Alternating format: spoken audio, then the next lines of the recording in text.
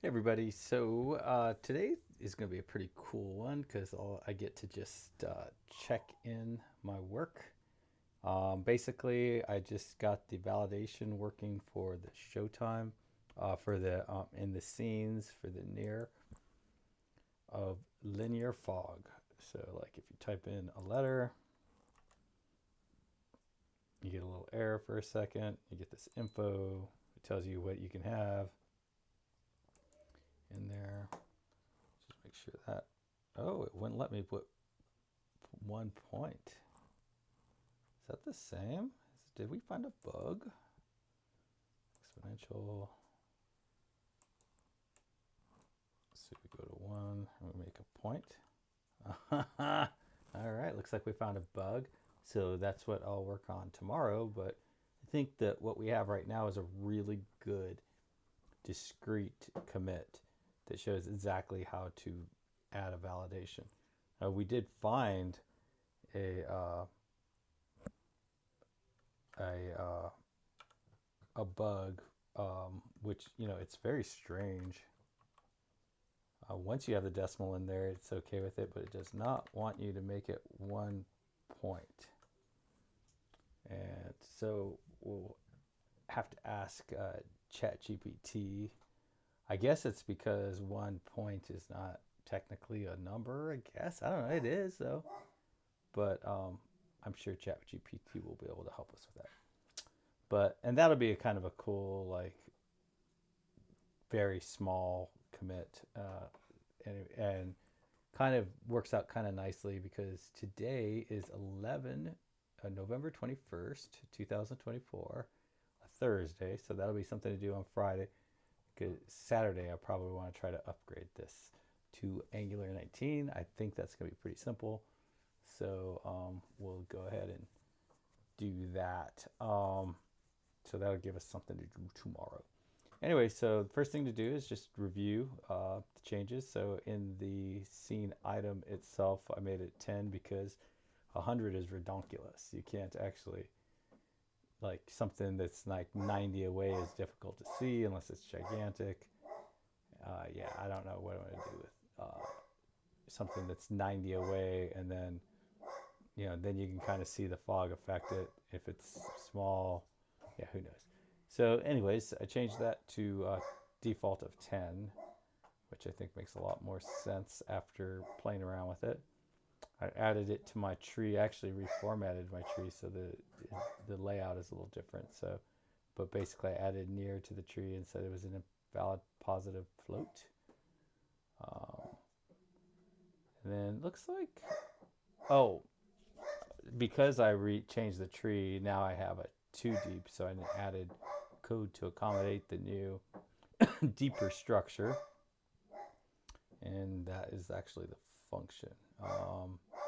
So anyways, yeah, so that this code basically returns the token, and the tree got deeper, so I needed to add some code to check that, and then I returned based on the deeper location and all that. I don't really like this whole implementation. Um, I think uh, I think there's probably a better way to do that. In the template, I changed a typo. I was calling the fog color background color, which was wrong. And then I added a chunk of markup to handle all the validation. And then in the TypeScript, I added a new component variable called has near error, and that's how this thing knows to trigger. So when I do the far, there'll be a has far error. Um, Previous fog near is set it to nothing, and then um, yeah, we moved this code all into a function, and then oh, and this is what I had forgotten. You have to add code. Oh, and there's a console log I want to get rid of. You have to add code um, in order to handle a change, and then um, not. Oh, I've moved this to a new line. Got rid of some white space there. And then this is the new function that was created. And there's a section where we add our form for fog density, and a section where we add it for fog near. And so there'll be a new section for fog far. And then I guess the problem is probably in, well, the problem isn't in here, but this will be the startup place. This thing where we check to see, well, where is it? Set up form fields. Parse float. Scene. Set up form fields. I don't know where we do this validation. It's going to be on the key up. Let's see, what do we do on key up? Validate fog near.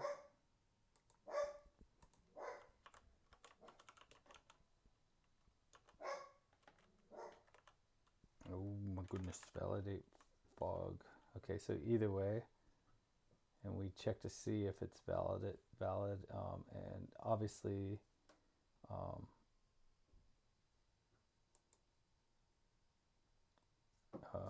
this current, okay, so if the current validation token is not none, then we validate the value for token. So obviously the problem is in here. So we'll go into this guy, go to this definition, and something is probably, I would imagine the fix will be to token validation function, whatever this validation function is. Get validate, go to definition. Something in this function token dictionary. This value function. Okay, so this is where we get our function. Let's go look at that. Go to definition. So yeah, so we have ML. This is our validator. Something is probably wrong here. So you saw that we ended up 7 layers deep in abstractions, trying to, basically trying to organize this so that we could quickly add that. So basically, we have all these layers, and it's just finely tuned so that adding this where this works and this works is all of those layers are just so that would be easy. But then if something goes wrong, as we have just seen, then you have to dig and dig and dig and dig until you get all the way down there. And but the thing is once we fix this the one time, so let's say we had 100 different validators, right, that we had done, and let's say I didn't figure it out until we had 100 of these things done. You fix it in this one spot. It's fixed everywhere. It's harder to find, but the fix is simpler, and it's pretty easy to, I feel like I would be very comfortable saying, okay, this regex is not returning the right thing for one point. So I need to modify this so that one point is considered a legal floating point number.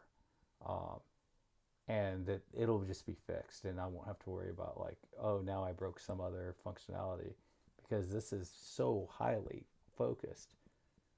And that's the balance. That's the balancing act, right? The balancing act is, do you break it into tons and tons of layers of extraction so that it's harder to kind of sort of understand the whole concept as a whole? Or do you specialize all the little pieces so that you don't have to understand everything, and you can be very confident that, well, you can, this isn't necessarily true. In this specific instance, you can be very confident that changing the way the get positive floating point validator works to accommodate one point doesn't break anything anywhere else. and that is, um, that I think I'm super confident that that is not going to break. Even if we had thousands of fields and stuff like that, I'd be very confident this isn't going to have some weird, unexpected um, side effect. It's just going to work. So, anyways, that is that. Like I said, we're at 10 minutes, so that's good. Like I said, tomorrow we're going to fix this bug. And then Saturday we're going to do the upgrade to Angular 19. Woohoo! Anyways, everybody, happy coding. Bye.